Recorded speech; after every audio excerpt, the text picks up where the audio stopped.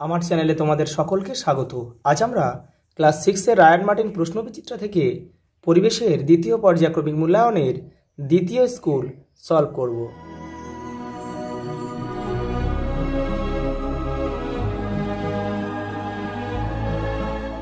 প্রথম প্রশ্ন দেখো, প্রদত্ত কোনটি ঝামা পাথর পিউমিস? সেল হলো একটি রূপান্তরিত শিলা। পরেরটা দেখো, হিমাটাইট আকরিকে প্রধান কী কী মৌল থাকে? লোহা আর অক্সিজেন। পরেরটা দেখো, প্রদত্ত কোনটি লব্ধ রাশি? বেগ। আর এগুলো সব মৌলিক রাশি। পরেরটা দেখো, এসআই পদ্ধতি কত সালে আবিষ্কৃত হয়? 1960 সালে। কেলভিন কোন রাশির একক? উষ্ণতা। উচ্চতা সাধারণত কোন স্কেলে মাপা হয়? সেন্টিমিটার। মানুষের ডান ফুসফুসে মোট কয়টি খণ্ড থাকে? 3টি। কোনটি প্রাথমিক খাদক? ঘাস ফড়িং। হাতের বুড়ো আঙুলে কোন সন্ধি উপস্থিত? স্যাডল সন্ধি। পরের প্রশ্ন দেখো, শূন্যস্থান পূরণ করো। তোমার বুকের মাঝখানে স্টারনাম অস্থি উপস্থিত। মানব হৃদস্পন্দন মিনিটে 72 থেকে 80 বার। পেশির সঙ্গে হাড়ের সংযোগ রাখে টেন্ডন, আর হাড়ের সঙ্গে হাড়ের সংযোগ রাখে লিগামেন্ট।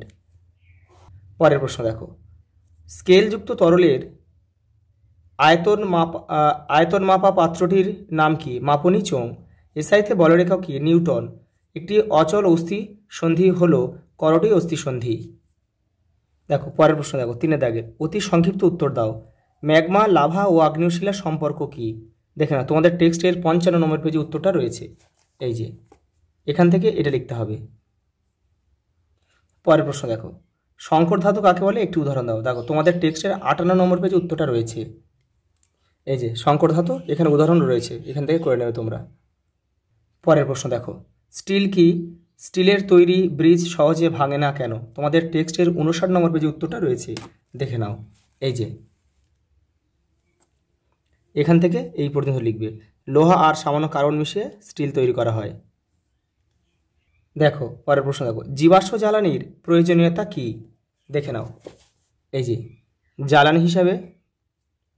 এবারে দেখো, তাপবিদ্যুৎ কেন্দ্র রয়েছে, তাছাড়া অনেকগুলো কাজ রয়েছে, তোমরা এখান থেকে করে নেবে। পরের প্রশ্ন দেখো, প্রাকৃতিক গ্যাসের প্রধান উপাদান কি? মিথেন। সিএনজির সম্পূর্ণ নাম লেখো। Compressed natural gas. পরেরটা দেখো, দৈর্ঘ্য কী রাশি এবং কেন? দৈর্ঘ্য কিন্তু একটা মৌলিক রাশি। এই যে দেখো, দৈর্ঘ্য রাশিটির মান কোনোভাবেই ভর, সময় বা অন্য কোনো প্রাথমিক রাশির উপর নির্ভরশীল নয়। এ কারণেই দৈর্ঘ্যকে মৌলিক রাশি বলা হয়। পরের প্রশ্ন দেখো, শক্তি কি? এর 2টি প্রকার লেখো। দেখে নাও। এই যে কোনো বস্তু বা সংস্থার কাজ করার মোট সামর্থ্যকেই শক্তি বলা হয়। শক্তি মাত্র রূপান্তরযোগ্য। কয়েকটি উদাহরণ দেখে নাও। এই যে তাপ শক্তি, আলোক শক্তি, শব্দ শক্তি, চৌম্বক শক্তি, তড়িৎ শক্তি প্রভৃতি। পরের প্রশ্ন দেখো, সকল শক্তির উৎস সূর্য। সংক্ষেপে এর সত্যতা ব্যাখ্যা করো। দেখে নাও। এই যে এখান থেকে তোমাদের করতে হবে, এখান থেকে পড়ে নিয়ে তোমরা একটু ছোট করে লিখবে। পরের প্রশ্ন দেখো, লিন্ডেম্যানের 10% সূত্রটি লেখো। তোমাদের টেক্সটের 95 নম্বর পেজে উত্তরটা রয়েছে। এই দেখো, এই যে লিন্ডেম্যানের 10% সূত্র, এটা করে নেবে। পরের প্রশ্ন দেখো, অনবীকরণযোগ্য শক্তি কাকে বলে? উদাহরণ দাও। দেখে নাও। এই যে দেখে নাও, অনবীকরণযোগ্য বা প্রচলিত বা চিরাচরিত শক্তি কাকে বলে? এখান থেকে এই পর্যন্ত আর উদাহরণ এখান থেকে করে নেবে। পরের প্রশ্ন দেখো, চাপ কি? একক ক্ষেত্রফলের উপর প্রযুক্ত বলই হলো চাপ। এসআইতে চাপের একক কি? পাস্কাল। পরেরটা দেখো, লোহিত রক্তকণিকার কাজ কি? রক্তের রং লাল কেন? দেখো, লোহিত রক্তকণিকার কাজ হচ্ছে, তোমাদের টেক্সটের 112 নম্বর পেজে উত্তরটা রয়েছে। এই যে লোহিত রক্তকণিকার কাজ, এটা লিখে দেবে। পরের প্রশ্ন দেখো, 4 দাগের স্পর্শহীন বল কি? উদাহরণ সহ ব্যাখ্যা করো। দেখে নাও। এই যে স্পর্শহীন বল প্রত্যক্ষ সংযোগে না থাকা 2টি বা তার বেশি বস্তুসমূহের মধ্যে ক্রিয়াশীল বলকে স্পর্শহীন বল বলে। এই যে উদাহরণ রয়েছে, অনেকগুলো রয়েছে, তোমরা এখান থেকে একটা পড়বে। পরের প্রশ্ন দেখো, খাদ্য শৃঙ্খল কি? একটি বনের খাদ্য শৃঙ্খলের ছকের সাহায্যে দেখাও। দেখো তোমাদের টেক্সটের 93 পেজে উত্তরটা রয়েছে। এই যে এখান থেকে এই পর্যন্ত লিখবে যে খাদ্য শৃঙ্খল, আর উদাহরণটা এই যে দেওয়া হলো। পরের প্রশ্ন দেখো, দ্বিপত্র কবাটিকা হৃৎপিণ্ডের কোথায় অবস্থিত? এর কাজ কি?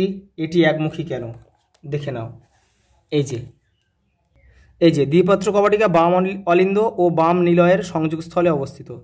যে কাজটা দেখে নাও, বাম অলিন্দ থেকে বেশি ওটুযুক্ত বিশুদ্ধ রক্তকে বাম নিলয়ে প্রেরণে সাহায্য করে এবং বিপরীত দিকে রক্তকে ফিরে আসতে বাধা দেয় বলে এটা কিন্তু একমুখী।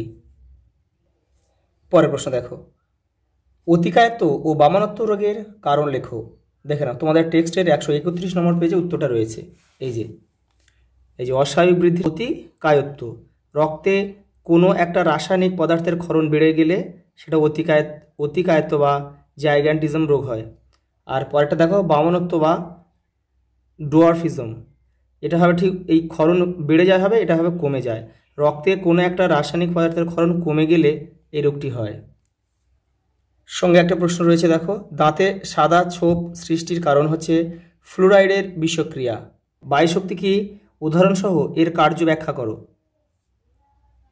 দেখে নাও, এই যে ঝড়ের প্রচণ্ড গতির জন্য তার মধ্যে গতিশক্তির জোগান হয়, ফলে তা কাজ করার সামর্থ্য লাভ করে, এটা হচ্ছে বায়ুশক্তি। এই যে উদাহরণ রয়েছে, বায়ুশক্তি কাজে লাগিয়ে পালতোলা নৌকা চালানো হয়। দেখো লাস্ট প্রশ্ন দেখো, ফসিল কিভাবে তৈরি হয় তা একটি সংক্ষিপ্ত বর্ণনা দাও। তোমাদের টেক্সটের 59 নম্বর পেজে উত্তরটা রয়েছে, দেখে নাও।